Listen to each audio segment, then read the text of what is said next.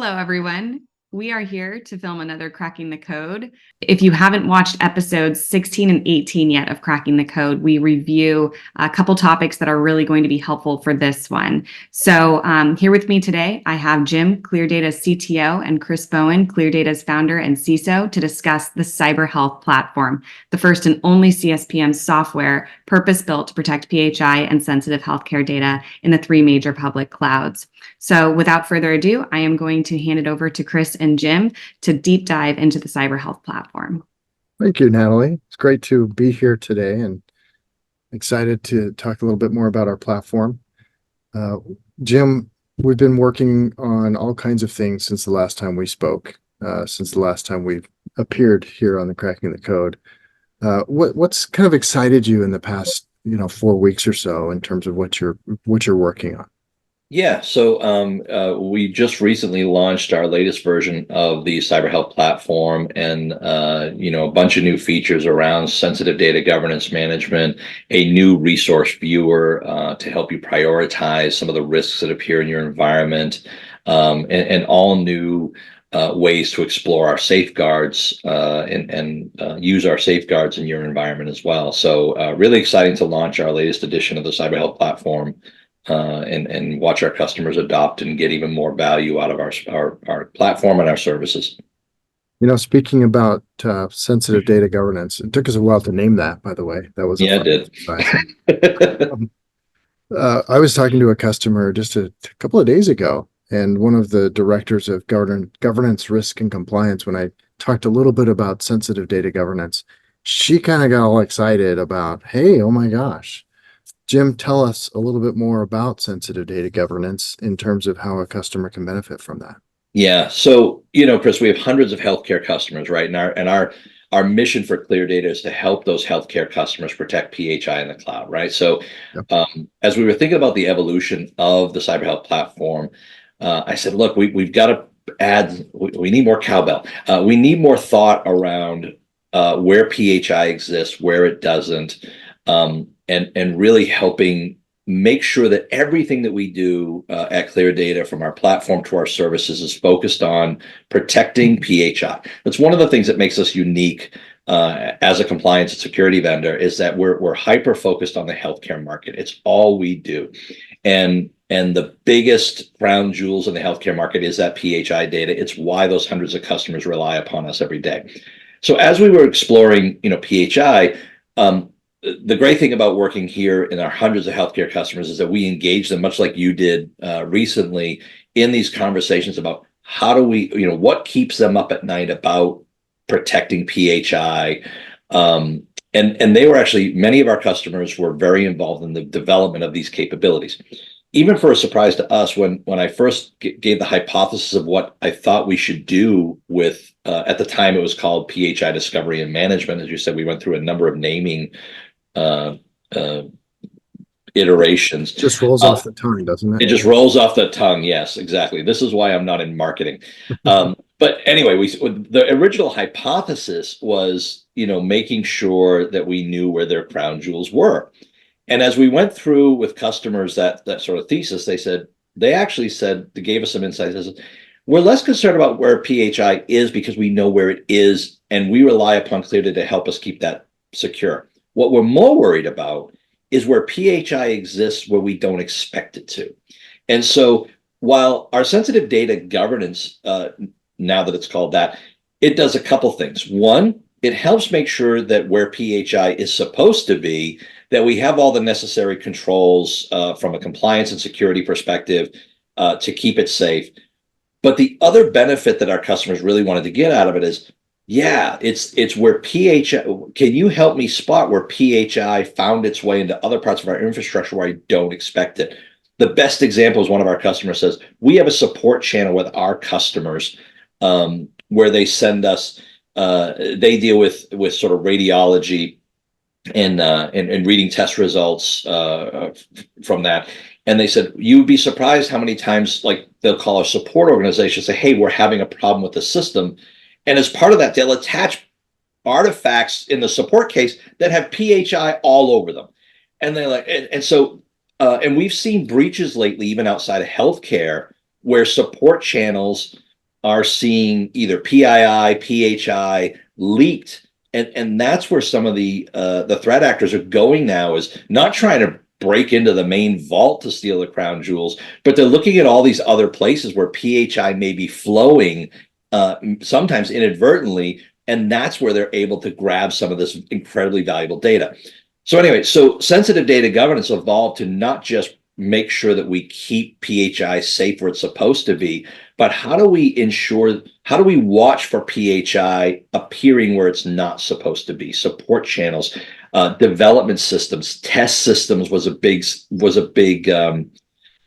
use case our customers gave us. They said, we found in our QA department, our engineering team had taken production data full of PHI and is using it in test environments. We're like, so anyway, so that was the evolution of sensitive data governance, and how Jim, our customers continue to play a key role in its development. Jim, I can't skip this note. As we were developing this algorithm, as we were working on this together, you used a metaphor, and you're great with metaphors. The Geiger counter. Yeah. Tell us about the Geiger counter.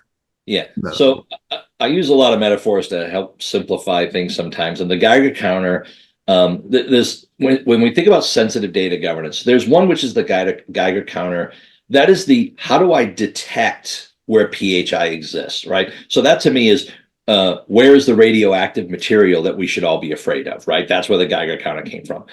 But what I said to our customers, I said, look, there's a bunch of different ways we can build a Geiger counter. They exist out there. We're going to rely upon that.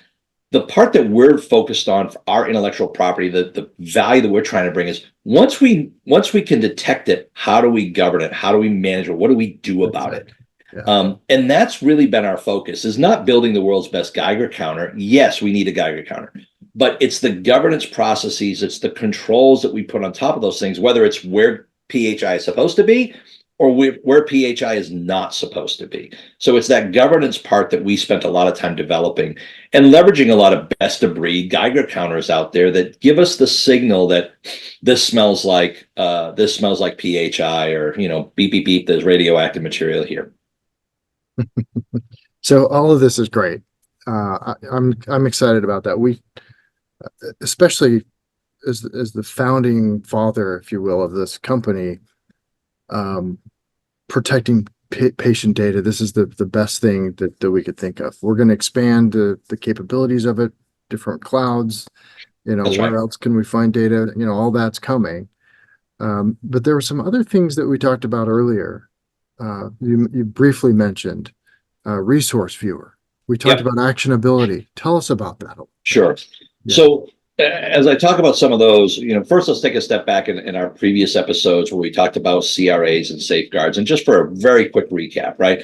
CRAs are our compliance reference architectures. They're basically the blueprints for our customers to help them understand how to best leverage these cloud services that are available to them, how to deploy them and leverage them in their environment in a compliant and secure way. That's our reference architecture work.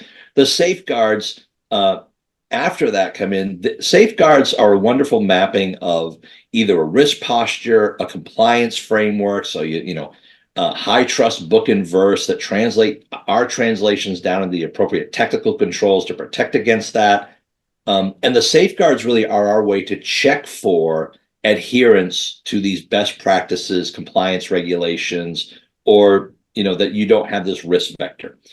Safeguards also provide prescriptive and sometimes automated ways to resolve those issues if we encounter them. So when the platform comes in, and now our new features of like the resource viewer, et cetera, is our focus isn't like other tools where, I've talked to our customers and looked at so many of the other tools on the market that just overwhelm them with scary information. You have thousands and thousands of vulnerabilities on this one virtual machine, and you're all going to die is the summation of it. And I think they perceive the value of their tools as how many scary data points they can put in front of you. And look, there's no shortage of scary data points in the universe. I think everybody is well aware of that at this point. So our focus with the tool is, there's no sense showing you 1,000 scary data points our point of view through the resource viewer, through the technology that we're doing at the platform, is giving you an action plan of going, here's what you should be doing to best mitigate your security and compliance posture that we built up based upon those thousands of scary data points. But most of the scary data points aren't being presented at human scale, what I call human scale anyway. In other words, it's way too much stimulation for you to be able to manage. So our focus is on how do we take all of that through the resource viewer. We can actually show you a prioritized view as well as action plans, right? Prescriptive and sometimes automated remediation plans of here's the best things you can do to have the most impact of improving your compliance and security posture. So that's the nature of Resource Viewer. Very simple to consume, to read, to see. And again, the goal of it is to not be like other tools and overstimulate you with thousands of data points. Jim, I would add, I mean, that's well said. I would add that, this whole platform is built specifically for healthcare. Right. And healthcare is different. Healthcare is different than you'd have with a financial industry company or a bank or, a critical infrastructure environment like Manufacturing, electricity, exactly. Yeah. all that stuff.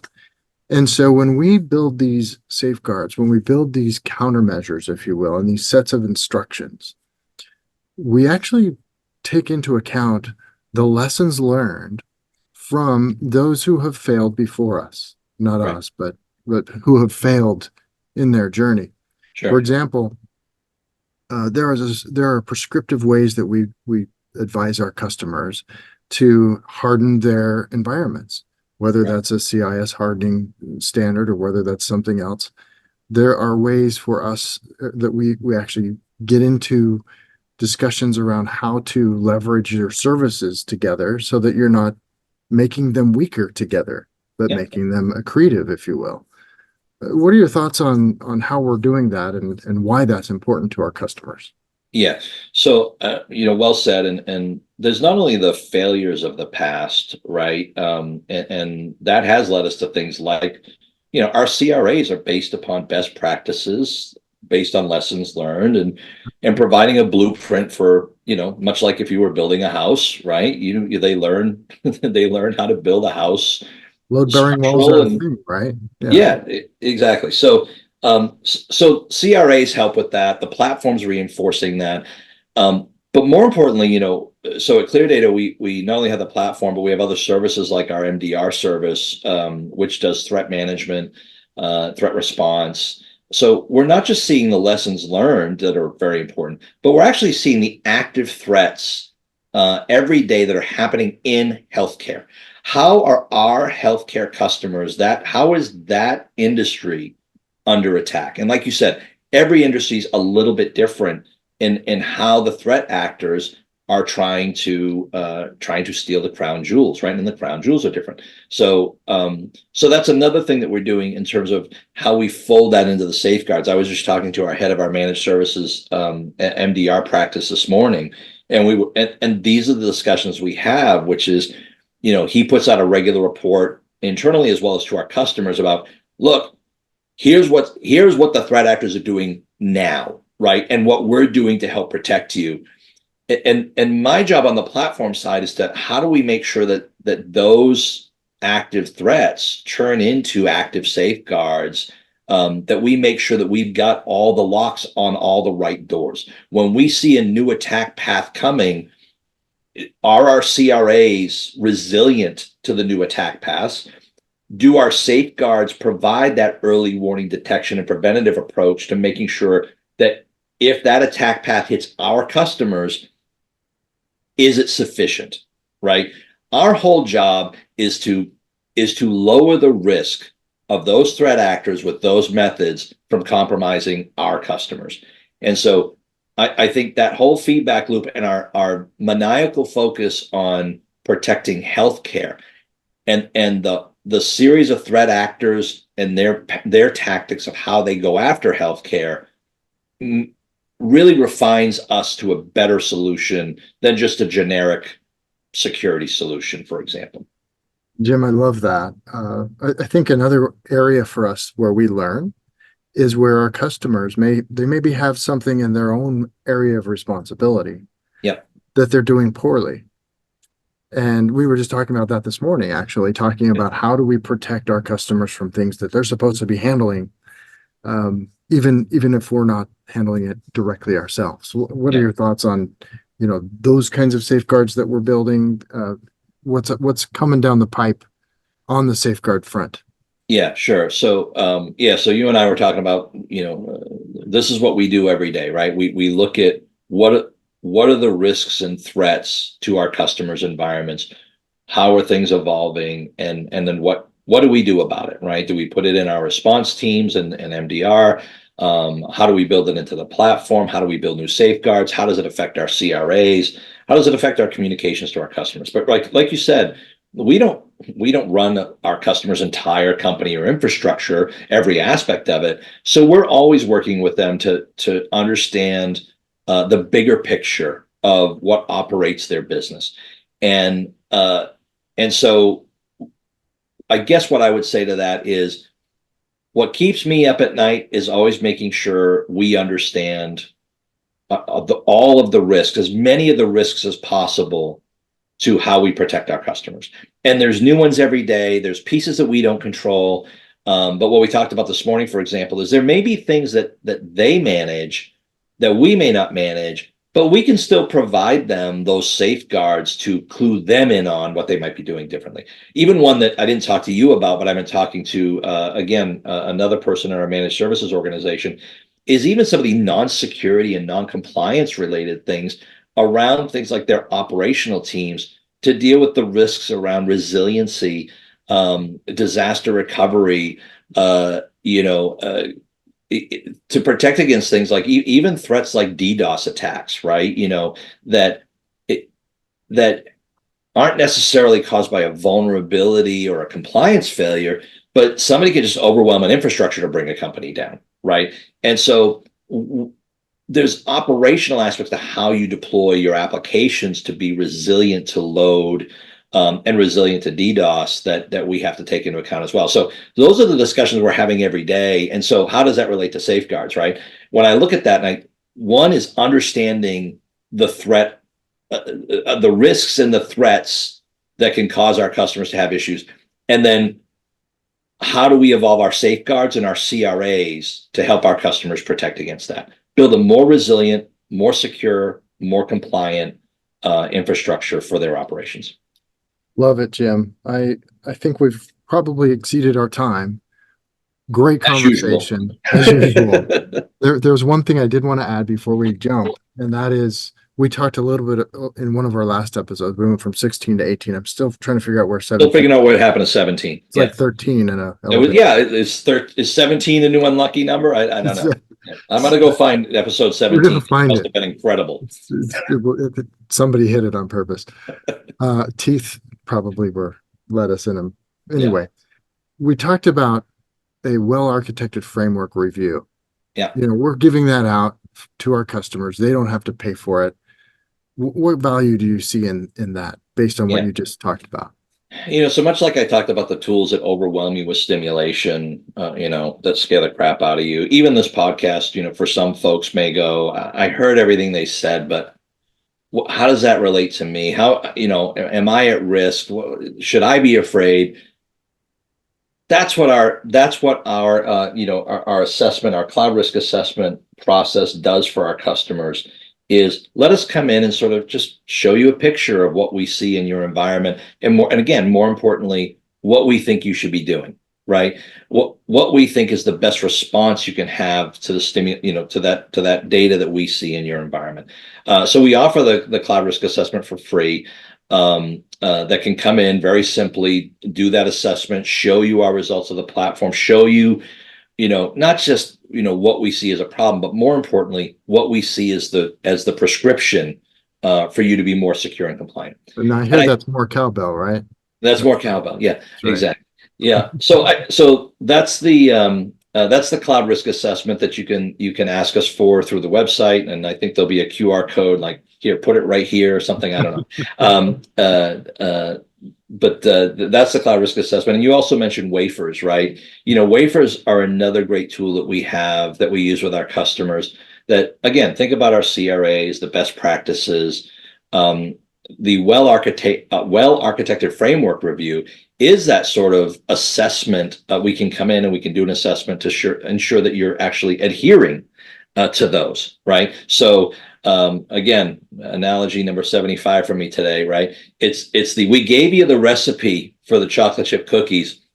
I'm more than happy to come in and taste them and see if you made them right.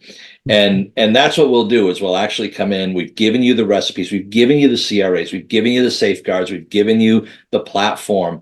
Let's come in and test it to see, are we missing anything from a well architected perspective, and give you that guidance. Again, these are just ways that just trust and verify, provide that perspective, and most importantly, give you the prescription for better security and compliance in your environment. Love the white glove approach, Jim. Thank you again for joining us today. And by the way, for all of you listening and watching, give us a call. Let us give you that taste test, if you will. Yeah. And I'd love to hear from folks, customers or not, what's chasing you in your nightmares in your cloud environment, and how can ClearData help? How can we open up our aperture of risk to help you understand, to manage that thing, that monster chasing you in your cloud nightmare? So love to have those conversations, and maybe we can talk about that in episode 23. Is that the next one? I don't know. I mean, I don't know how we're numbering these things anymore. Maybe they're just prime numbers or something. Who knows? All right. Well, thanks a lot, everybody. We'll talk soon. Thanks.